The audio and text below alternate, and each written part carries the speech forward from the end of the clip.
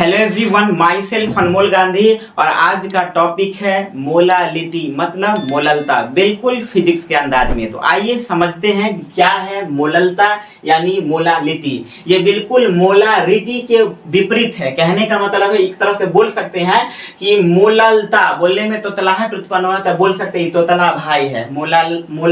मोलरता का तोतला भाई है, मोलरता का तोतला भाई है मोललता।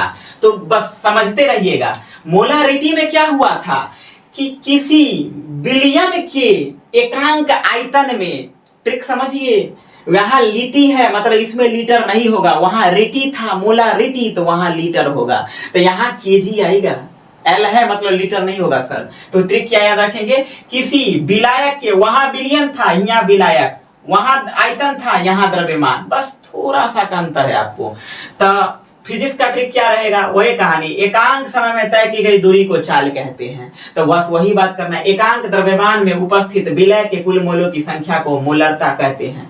यहाँ मोलरता नहीं होगा, मोललता होगा। क्या कहते हैं, मोललता कहते हैं, मोललता कहते हैं, सेम टू सेम। तो बस पूरा बात समझिए, पूरा भाषा समझिए। किसी विलायक के एकांक द्रव्यमान में उपस्थित विलय के कुल मोलों की संख्या को मोललता कहते हैं। अब एक एक नियम वाला क्वेश्चन या फिर इसका नॉर्मल कॉन्सेप्ट क्या कहता है कि x kg द्रव्यमान में उपस्थित विलय के कुल मोलों की संख्या बराबर n, मोलों की संख्या से n कहते हैं। तो कुछ नहीं है गुना में, तो बगल में 1 होगा। तो एकांक kg में कितने होगा सर, एकांक kg मतलब 1 kg, 1 kg में कितने हो जाएगा, उधर n है ही सर, ये गुना वाला चल जाएगा बट्टा में, ये x है, x y z a b c d कुछ हो मान लीजिए।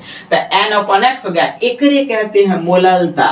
मोललता को छोटका m द्वारा सूचित किया जाता है, n अपॉन x इसका हो गया, जहां x किस में है, kg में है। तो एक फार्मूला तो सबसे पहले इसका ये ड्रॉ हो गया सर। यूनिट की अगर बात करें तो वही मोल इसका होता है यूनिट, सर इसका केजी होता है तो केजी, इसको कैसे लिख देंगे, मोल पर केजी, इसका यूनिट हो जाएगा।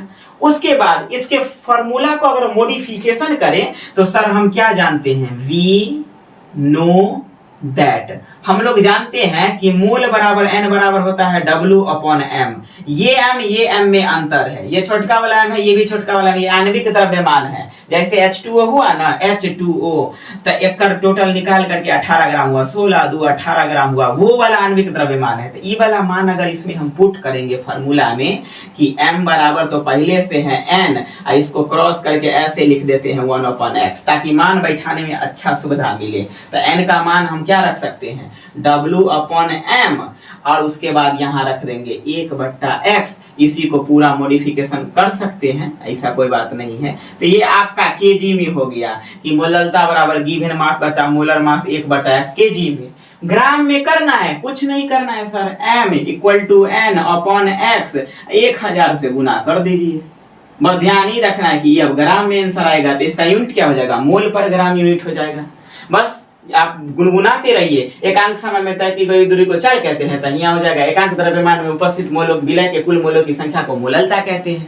अब मोलरता क्या था, तो वहां सर विलियन था और आयतन था, यहाँ क्या है, विलायक है और द्रव्यमान है।